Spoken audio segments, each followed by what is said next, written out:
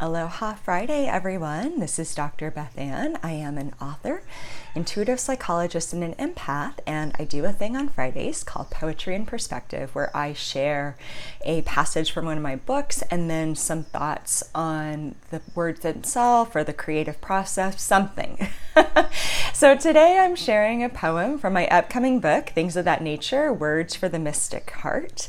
And I'm going to talk a little bit more about that in a moment. But first, the poem. This is called Color Therapy. Sometimes colors are needed instead of words. Gentle mahoganies and rubellite trees, which tether you to the soft of this earth. Emerald creeks and roseate streams bring you back to the heart of your worth. Sounds take on new tones and hues. Angel-like chords strum the sapphire blues. Emerald cadence repairs and renews, while saffron and fawn play a song of fresh dew. Tangerine dreams and lavender beams take you out to the cusp of sunset's seam, where this world falls away and you see the unseen. Crystalline creams and ametrine gleams, softest peach and green tourmalines. Rainbows sweep with spinel beats. The heart keeps time and colors keep. In this space of speakless peace, all worlds fall away. All words fall away, and the world is bathed in love. That's a little bit of a tongue twister. I love color. My earliest memory is actually crying because my mom had dressed me in brown corduroys and a red turtleneck because I was going to play care or something like that while she was in a church meeting.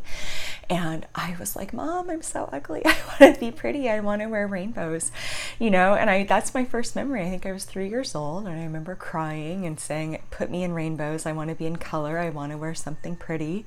So she put me in a dress with rainbow stripes. I am very fortunate to have a mother who indulged my love and passion for color. It's just part of who I am. I think it really speaks to my soul.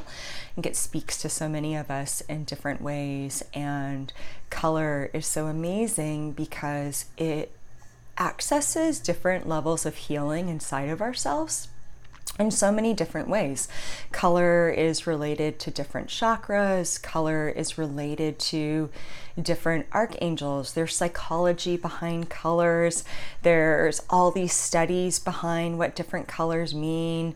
Flowers, rainbows, nature. I mean, nature is alive with color, especially in Kauai, where we never have a real winter, so there's always green. And I just love bringing in that level of healing to my work. Just the subtle imagery of thinking about colors, I believe it brings in healing. Healing doesn't always have to be like some big fancy thing. And this is coming from a psychologist. I used to run a private practice. I know quite a bit about healing.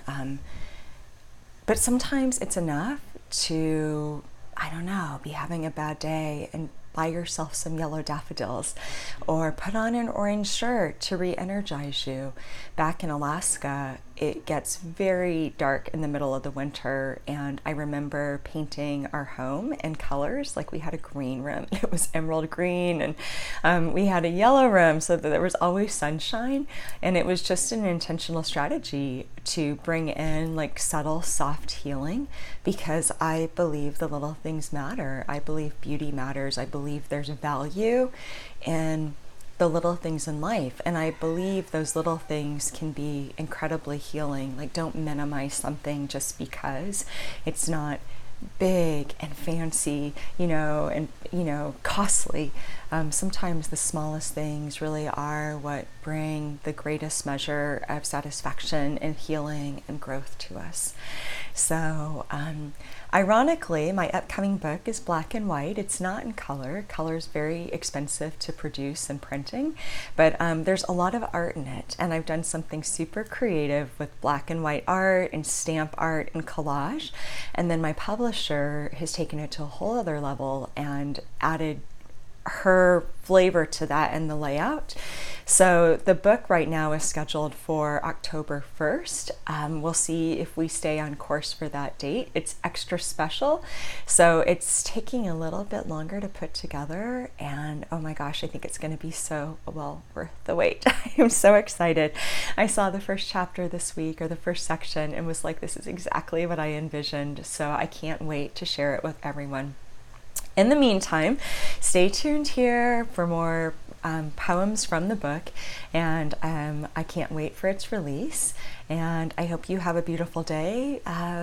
Find whatever colors you need, pull them into you however you want to, meditate on them, focus on them, wear them, surround yourself with them. They bring in their own level of healing, and oh, it's hard to be walking around on this earth with our big, open, beautiful hearts. So I think we need whatever levels of healing we can, and we need to be open to receiving it in all of its forms.